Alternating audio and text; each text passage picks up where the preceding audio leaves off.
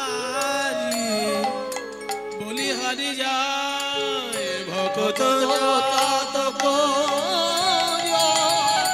প্রেম PB PB অবিরত নারায়ণ খন প্রেম ধন ওয়ন খন প্রেম ধন প্রেম ধন মাগে গৌরাঙ্গ মেঘে চৈতন্য মেঘে চৈতন্য ভাসালো ভাসালো ভাসালো ভাসালো প্রেম বন্যায় ত্রিভুবন ভাসালো ভাসালো ওই প্রেম বন্যায় ত্রিভুবন ভাসালো ভাসালো প্রেম বন্যায় ত্রিভুবন ভাসালো ভাসালো ওই প্রেম বন্যায় ত্রিভুবন ভাসালো ভাসালো প্রেম বন্যায় ত্রিভুবন ভাসালো ভাসালো প্রেম বন্যায় ত্রিভুবন ভাসালো ভাসালো ওই উঁচা নিচা সমান কইল ভাসালো ভাসালো উঁচা নিচা সমান কইল ভাসালো ভাসালো গৌরাঙ্গ মেঘ প্রেমে ভাসালো ভাসালো গৌরাঙ্গ মেঘ ওই প্রেম বন্যায় ভাসাইল ওই গৌরাঙ্গ প্রেম বন্যায় ভাসাইল বন্যায় ভাসাইল গৌরাঙ্গ প্রেম এই প্রেম বন্যায় ভাসাইল গৌরাঙ্গ প্রেম এই প্রেম বন্যায় ভাসাইল এই প্রেম বন্যায় ভাসাইল গৌরাঙ্গ প্রেম এই প্রেম বন্যায় ভাসাইল গৌরাঙ্গ প্রেম এই প্রেম বন্যায় ভাসাইল যত নিচা নিচা সমান কইল প্রেম বন্যায় ভাসাইল ওই নিচা নিচা সমান কইল প্রেম বন্যায় ভাসাইল প্রেম বন্যায় ভাসাইল নিচা নিচা সমান কইল প্রেম বন্যায় ভাসাইল প্রেম বন্যায় ভাসাইল নিচা নিচা সমান কইল প্রেম বন্যায় ভাসাইল নিচা নিচা সমান প্রেম বন্যায় ভাসাইল নিচা নিচা সমান কইল প্রেম বন্যায় ভাসাইল নিচা নিচা সমান কইল প্রেম বন্যায় ভাসাইল নিচা নিচা সমান কইল প্রেম বন্যায় ভাসাইল নিচা নিচা সমান কইল প্রেম বন্যায় ভাসাইল নিচা নিচা সমান কইল প্রেম বন্যায় ভাসাইল নিচা নিচা সমান কইল প্রেম বন্যায় ভাসাইল বরি ক্ষত চৈতন্য চৈতন্য মেঘে চৈতন্য মেঘে চৈতন্য মেঘে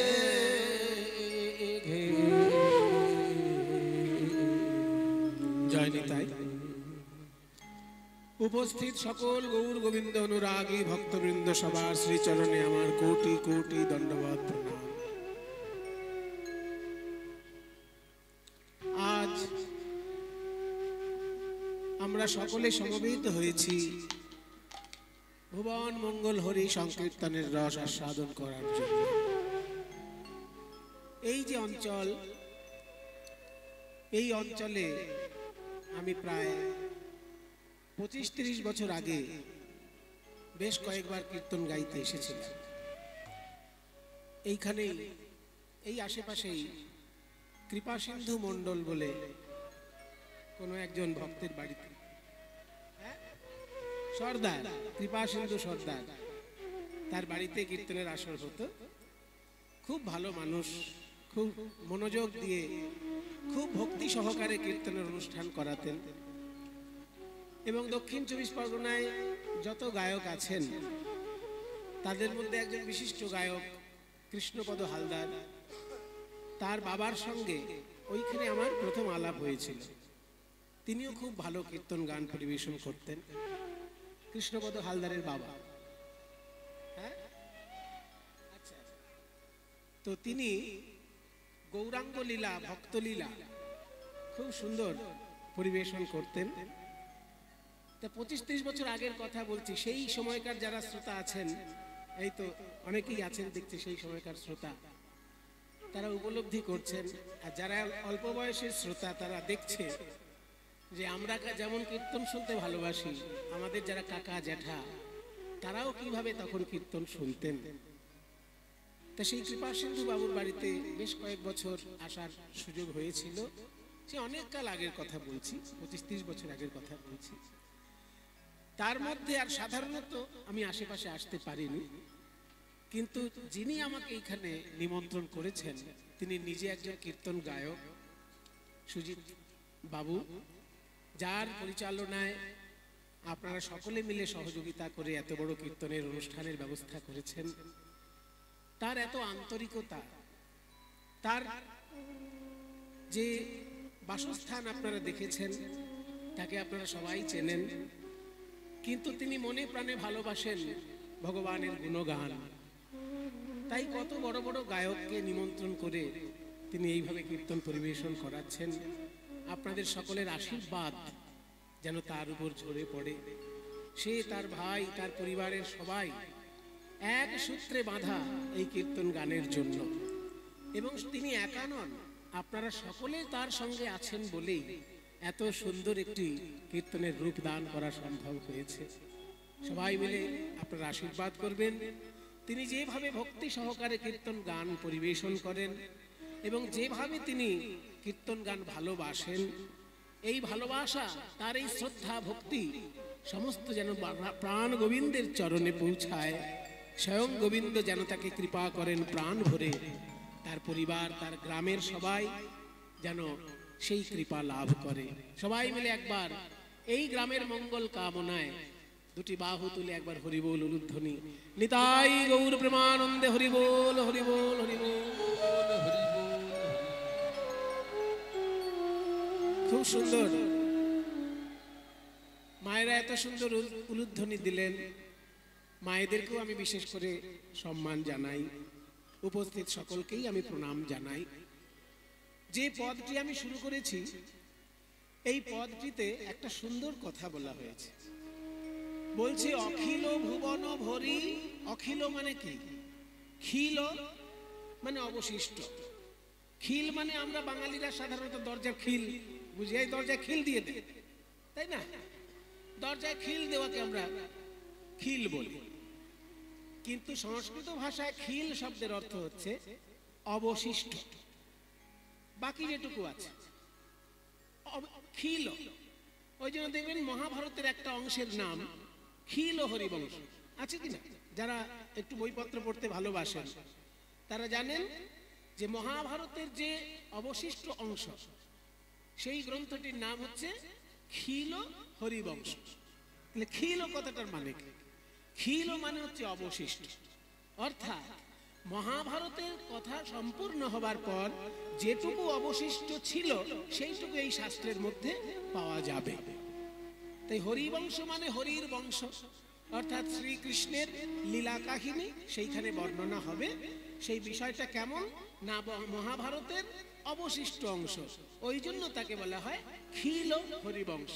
তাহলে খিল মানে অবশিষ্ট, আর অখিল মানে অবশিষ্টহীন, অর্থাৎ সমস্ত জায়গাটা, গোটা জায়গাটা বোঝাতে অখিল। অখিল ভুবন ভরি মানে সারা বিশ্বকে পরিপূর্ণ করে হরি রস বাদর, হরি রসের বন্যা বা হরি রসের বর্ষা ঘটিয়ে দিল, বৃষ্টি ঘটিয়ে দিল। কে না? বরিক্ষত বর্ষণ করছে চৈতন্য মেঘে, আমার গৌরাঙ্গ রূপী মেঘ। আমার গৌরাঙ্গ রূপী মেঘ নবদ্বীপের সৌভাগ্য আকাশে উদিত হয়ে হরি রসের বন্যা ঘটিয়ে দিল। এমন ভাবে বন্যা ঘটিয়ে দিল যে কোনো জায়গা বাকি থাকলো না। তাই বলছে অখিল ভুবন, কোনো জায়গা বাকি না, যে এই জায়গায় বন্যা হয়েছে অমুক জায়গায় জল পেল না তা নয়, গোটা জায়গাটা হরিরসের বন্যা দিয়ে ভাসিয়ে দিল। কে না? চৈতন্য মেঘে। গৌরাঙ্গ মহাপ্রভু যেন প্রেমের মেঘ, আর সেই প্রেমের মেঘ থেকে প্রেমের বৃষ্টি এমন ভাবে হলো যে সারা বিশ্ব যেন পরিপূর্ণ হয়ে গেল, থই থই করছে প্রেমে। আকাশে যদি মেঘ ওঠে বাবা, সাধারণ লোকে বিরক্ত হয় যে যে এই বাবা মেঘলায় ভালো লাগে নাকি, এক্ষুনি জল হবে, কাদা পেছানি হয়ে যাবে, রাস্তায় বেরোবো কি করে, অনেকে বিরক্ত হয় আকাশে মেঘ দেখলে। কিন্তু আকাশে মেঘ দেখলে এক রকমের প্রাণী আছে, তারা খুব আনন্দ পায়। জীবনে যদি সে আকাশে না উড়ে, মেঘ উঠলেই সে আকাশে উঠবে। সে কে? সে হচ্ছে চাতক পাখি। চাতক পাখি সারা বছর অন্য কোনো জল খায় না। আপনি পয়সা দিয়ে কিনে বিসলারি ওয়াটার কিনে খাবেন, দোকানের বোতল ভরা জল আপনি পয়সা দিয়ে কিনে খাবেন, কিন্তু চাতক পাখিকে কি খাওয়াতে পারবেন? আপনি খেতে পারেন পয়সা দিয়ে কেনা বোতলের জল, চাতক পাখিকে লক্ষ টাকা দিয়ে কিনে দিলেও সে বোতলের জল খাবে না। সে আকাশের দিকে তাকিয়ে থাকবে, কখন একবার বৃষ্টি হবে, আমি সেই জল ছাড়া অন্য জল খাই না।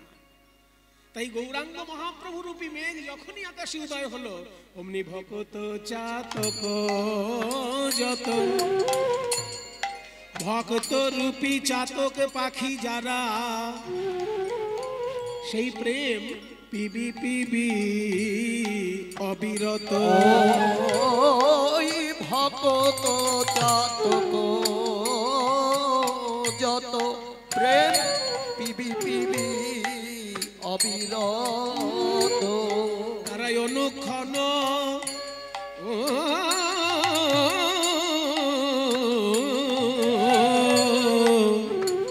অনুক্ষণ প্রেম ধন মাগে গো, তারাই অনুক্ষণ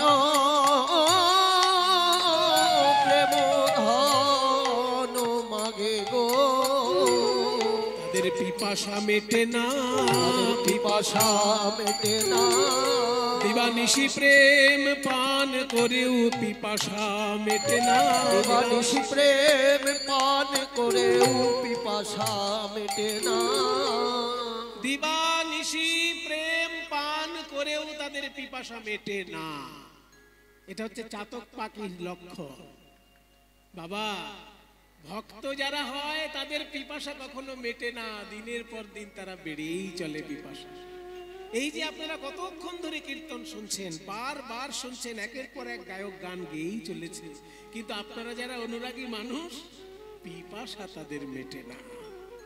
ওই যে একটা সুন্দর ছড়া আছে জানেন তো, কার কি চিন্তা, এই নিয়ে একটা মজার ছড়া আছে। যোগীর চিন্তা জগন্নাথ, ফকিরের চিন্তা মক্কা, ধনীর চিন্তা ধন, আর 99 এর ধাক্কা।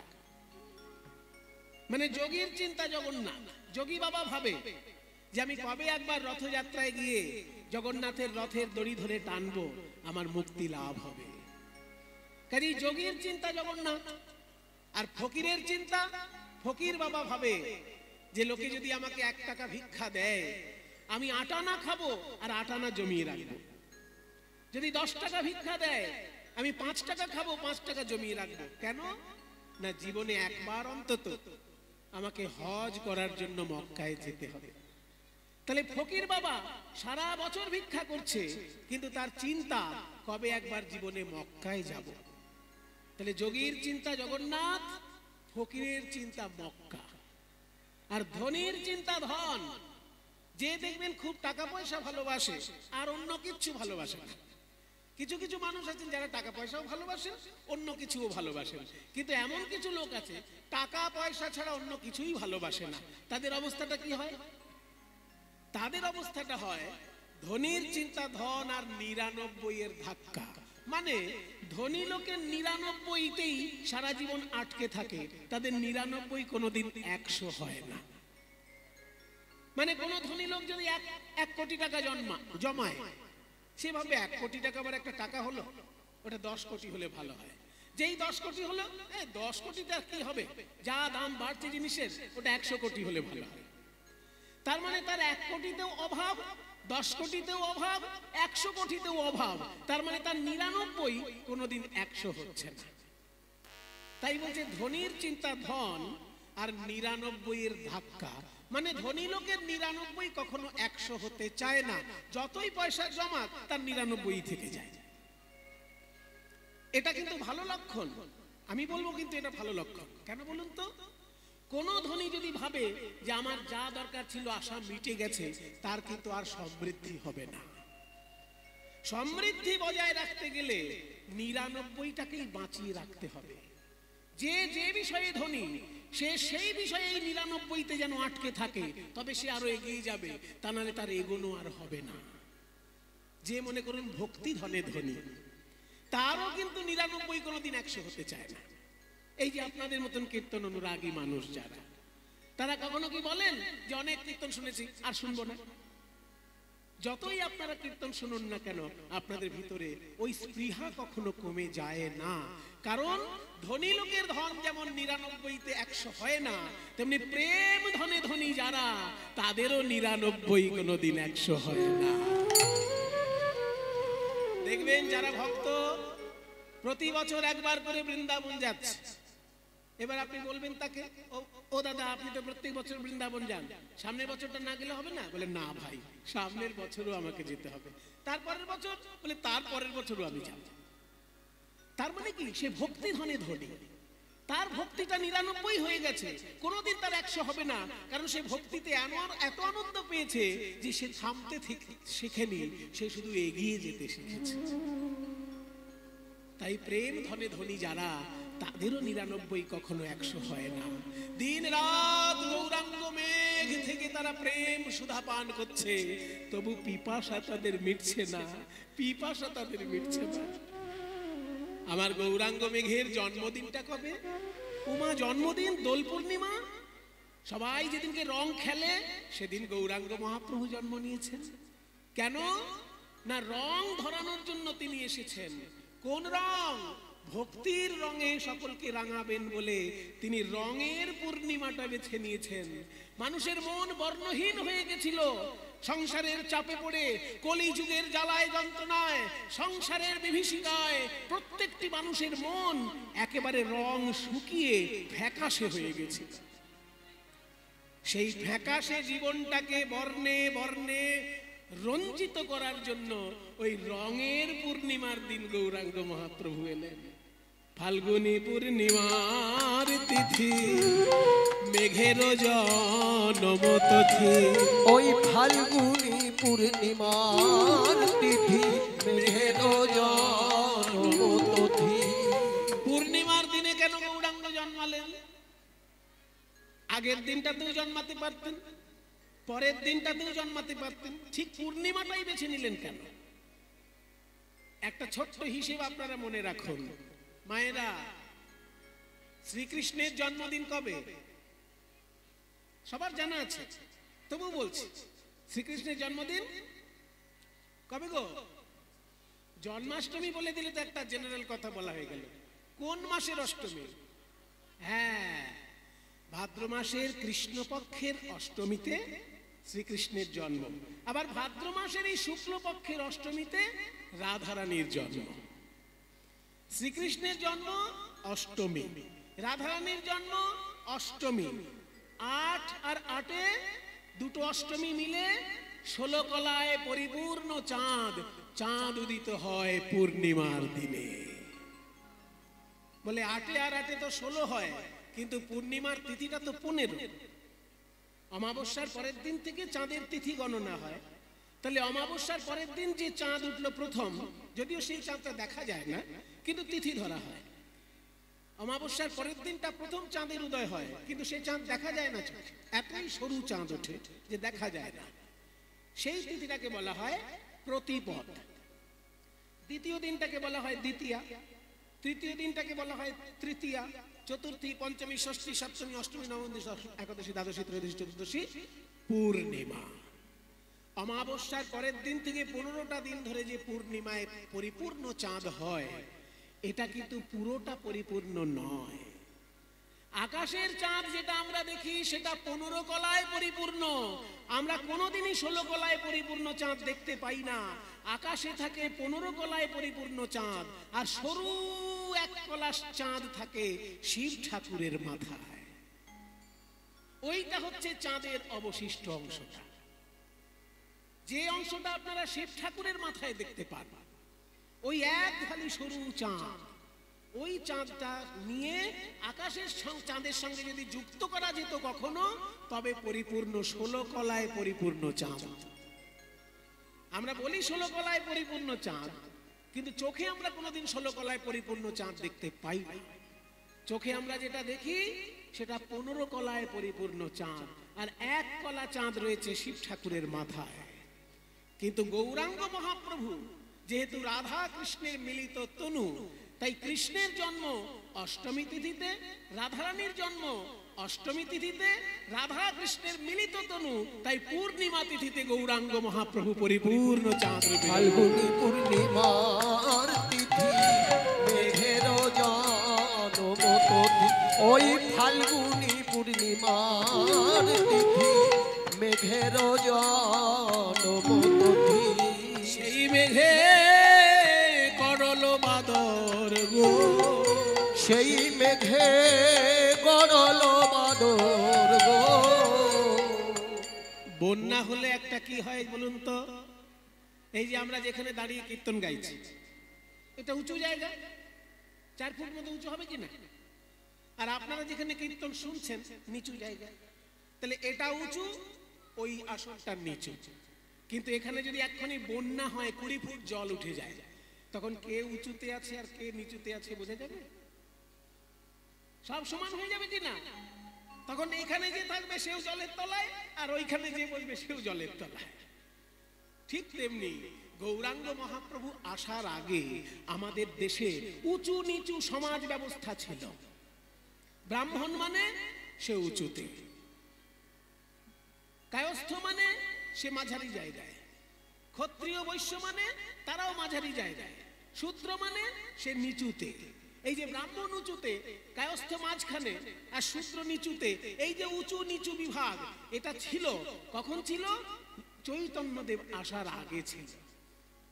কিন্তু যখনই চৈতন্য মহাপ্রভু এলেন, এমন একটা প্রেমের বন্যা নিয়ে আসলেন, কে যে উঁচুতে আর কে যে নিচুতে বোঝার আর কোনো উপায় নেই। ব্রাহ্মণ চণ্ডালকে বুকে জড়িয়ে ধরিয়ে কৃষ্ণ বলে কাঁদছে, চণ্ডাল ব্রাহ্মণকে বুকে জড়িয়ে ধরে কৃষ্ণ বলে কাঁদছে। তার প্রমাণ হরিদাস ঠাকুর, মুসলমানের ছেলে হরিদাস ঠাকুর, কিন্তু মহাপ্রভু তাকে কোলে করে নিয়ে নিজে হাতে সমাধি দিয়েছেন। আরো প্রমাণ উদ্ধারণ দত্ত ঠাকুর। উদ্ধারণ দত্ত, তখনকার দিনে দত্ত পরিবার ছিল অচ্ছুত, ব্রাহ্মণ তাদের বাড়িতে জলস্পর্শ করত না। সেই অচ্ছুত দত্ত পরিবারের ঘরে গিয়ে নিতাই চাঁদ কি বললেন? আজ থেকে আমার রান্না এই উদ্ধারণ দত্ত করবে, ওর হাতের রান্নাই আমি গোবিন্দের প্রসাদ হিসেবে গ্রহণ করব। তাহলে দেখুন, নিচু জাতিতে উদ্ধারণ দত্ত, আর নিত্যানন্দ প্রভু হচ্ছেন ব্রাহ্মণ, কিন্তু সব একাকার করে দিল মহাপ্রভুর প্রেম বন্যায়। তাই পদকর্তা বলছে, উঁচা নিচা যত ছিল প্রেম জলে ভাসাইল।